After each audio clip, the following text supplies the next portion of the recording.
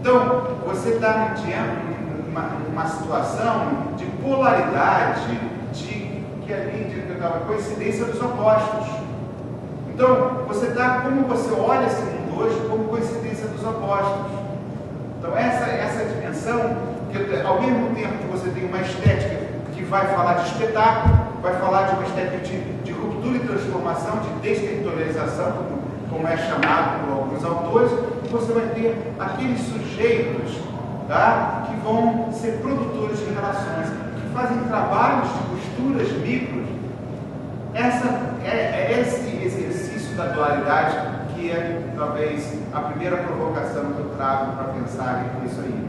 Eu só estou interrompendo assim para ter um fôlego. Podemos continuar? Eu tenho uma pergunta só por questões de tempo, porque o tempo para mim é o maior desafio, posso acabar a qualquer hora.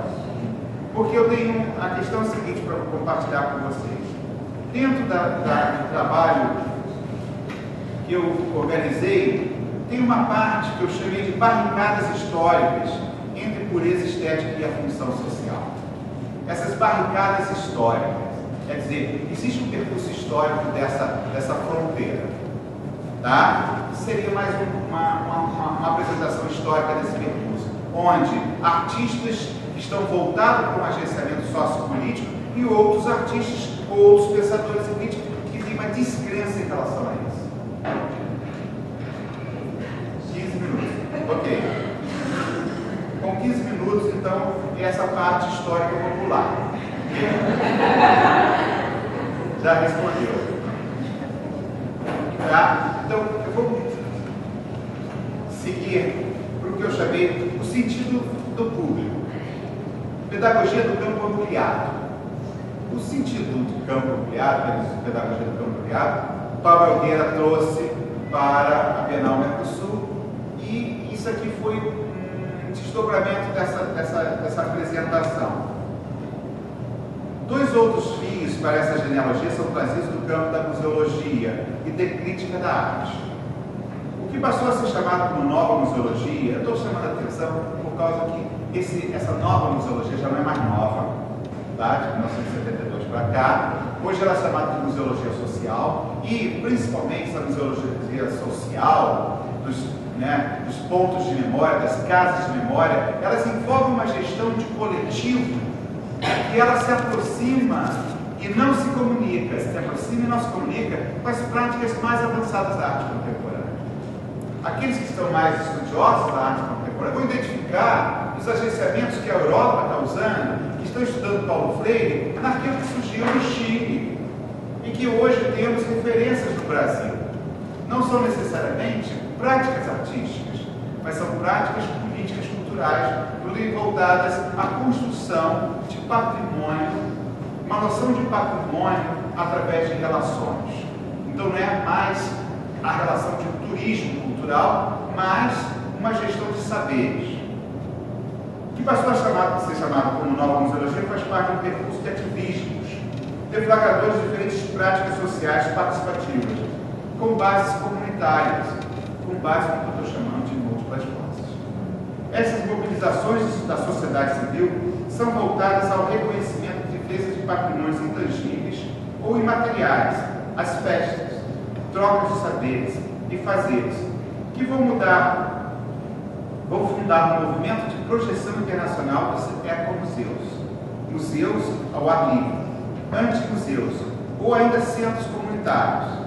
Pode-se ressaltar o espírito dos anos 60 da contracultura, da arte contemporânea, quando surge a arte contemporânea, da quebra das narrativas hegemônicas. Quem fala em quebra de narrativas hegemônicas é Paulo Freire, ou da pedagogia bancária, né? Mas também do deslocamento radical dos conceitos de patrimônio material para o imaterial, baseado também na gestão participativa de saberes. E aí tem essa referência à Carta de Santiago do Chile. Elas, para mim, essa provocação, esse pensamento, que eu diria um pensamento de uma utopia de base, tá? Esse pensamento, ele ainda não foi consumado, ele não foi realizado, ele ainda, para mim, é um pensamento forma de futuro. É esse esse pensamento forte dos anos 60 e 70 da contracultura, ele habita as mudanças radicais das práticas que vão chamar de práticas da arte contemporânea. Então lá, mas eles não se comunicam, são tribos diferentes. Na mesma época, essas satisfações cujos caminhos da cultura dominante eclodiam internacionalmente nas diferentes formas de resistência e mobilização da anti-arte, que é um termo usado internacionalmente.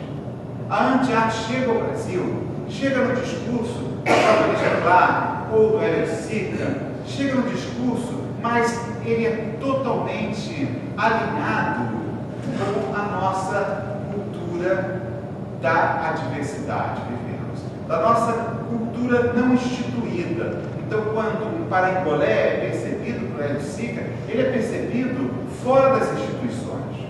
Olha, mas isso tem 50 anos. O que dizer? Como instituir?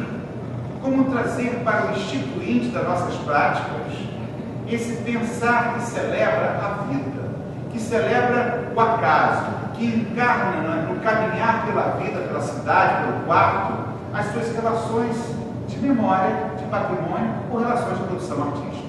Então, é dessa semente é que a gente pode pensar uma possibilidade de convergência ético-estética entre arte contemporânea e educação, por ser feita.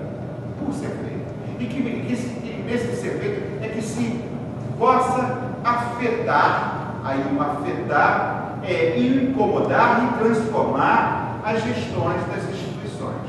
É esse momento que eu estou querendo enfatizar. Mas eu também trouxe um outro autor, que é a autora Rosalind Krauss, que é lida pelo seu dizer o lugar da escultura no campo ampliado. E a gente vai ver, dentro do que ela diz de escultura no campo ampliado, a gente vai ver a relação ainda não feita, a relação entre esse legado da Carta de Santiago do Chile. Então, o que eu estou chamando a atenção?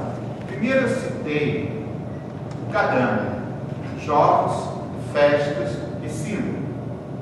Cito a Carta de Santiago do Chile de 72, que é reverter o lugar de memória, de patrimônio da humanidade, não só dos tempos, mas também das relações de saberes.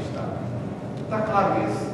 Então, dentro da prática da anti-arte, da contracultura, surgem os movimentos de engajamento também do lugar específico, que é de geografia.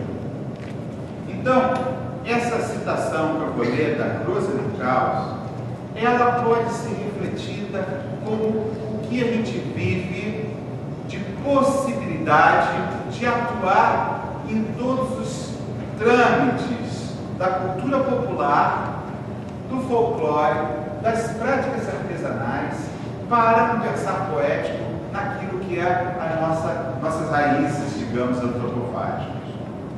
E aí, lendo Rosalind Krauss. Mas pensar o complexo é admitir no campo da arte dois termos anteriormente a eles vetados: paisagem e arquitetura. Termos estes que poderiam servir para definir o escultórico, como começaram a fazer no modernismo, somente na sua posição negativa, o escultórico e a arquitetura, o escultórico e a paisagem. Por motivos ideológicos, o complexo permaneceu excluído daquilo que poderia ser denominado a clausura da arte pós-renascentista. E essa clausura, então, a gente está falando de 1600 em diante, a clausura dos museus, a clausura dos lugares de objetos. E esse saber iluminístico dos objetos criou um distúrbio, um desequilíbrio de culto aos objetos para um valor universal. Nós podemos ainda dizer que ainda não revertemos esse parâmetro. E que o próprio América Latina, que não tem tantos castelos e tesouros que já foram removidos, tem os saberes das práticas sociais para serem celebrados. E como pensar essas práticas sociais como esculturas sociais, como esculturas de relações.